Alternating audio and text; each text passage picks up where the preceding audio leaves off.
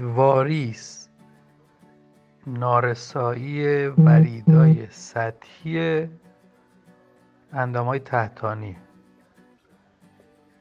یعنی اینکه رگایی که به صورت طبیعی باید خون رو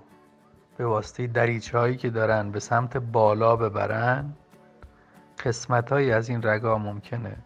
این حالتشون از بین بره، در نتیجه خون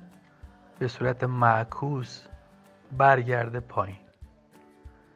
وقتی خون برمیگرده پایین، اتفاقی که میفته فشار داخل اون وریدها بالا میره.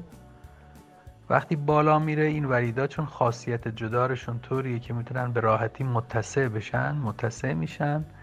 کش میان، طولانی میشن و چون تو همون محیطی که طولانی میشن جایی برای طول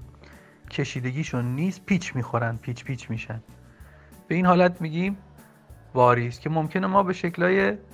مختلفی ببینیمشون، یعنی به اندازهای مختلف ممکنه اینا در سطح پوست دیده بشن. رنگشون هم ممکنه بنفش باشه، تیره بشه، آبی باشه، به این شکل‌ها دیده میشن. محل‌هاشون هم به هر حال بر حسب جایی که نارسایی پیدا میشه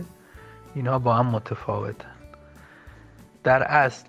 ما یه دسته ورید سطحی داریم توی پا، یه دسته ورید عمقی داریم توی پا که جریان خون از وریدای سطحی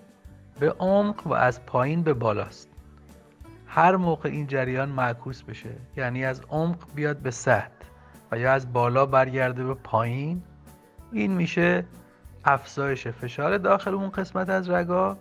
و در نتیجه اون تغییراتی که عرض کردم ایجاد میشن. حالا به مرور زمان اینا میتونن هی رگا بزرگتر و بزرگتر بشن و یه سری علائم دیگه رو هم یواش یواش ممکنه نشون بدن. وقتی خیلی فشار داخل اینا بالا رفت، ممکنه گلبولای قرمز هم از داخل این جدار رگ بیاد بیرون، زیر پوست نفوذ بکنه، اونجا شکسته بشه، به خاطر اینکه آهن داخلش هست این آهن رسوب پیدا بکنه، یواش یواش یه قسمت‌هایی به خصوص تو قسمت ساق پا رنگای قهوه‌ای و تیره پیدا بکنن و این وقتی پیشرفت پیدا میکنه شدتش بیشتر میشه، حتی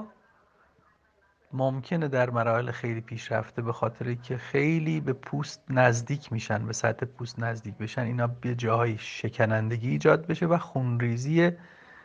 از وریدای واریسی ما داشته باشیم. چون فشارشون هم بالاست خیلی خون پرتاب میشه، ممکنه با کوچکترین آسیبی که بهشون برسه خونریزی خیلی شدیدی بکنن. یا ممکنه حتی اون قسمت به خاطر اینکه فشار میاد به سطح پوست، اون قسمت یواش یواش شکلش تغییر پیدا کنه، سفت بشه، تغییر رنگ پیدا کنه، شکننده بشه، زخم بشه و یا حتی ممکنه اینها به خاطر اگزمایی که ایجاد میکنن یا تغییراتی که در سطح پوست ایجاد میکنن خارش ایجاد بکنن، اگزما ایجاد بکنن و پوست اطراف این قسمت ها به وجود بیاد.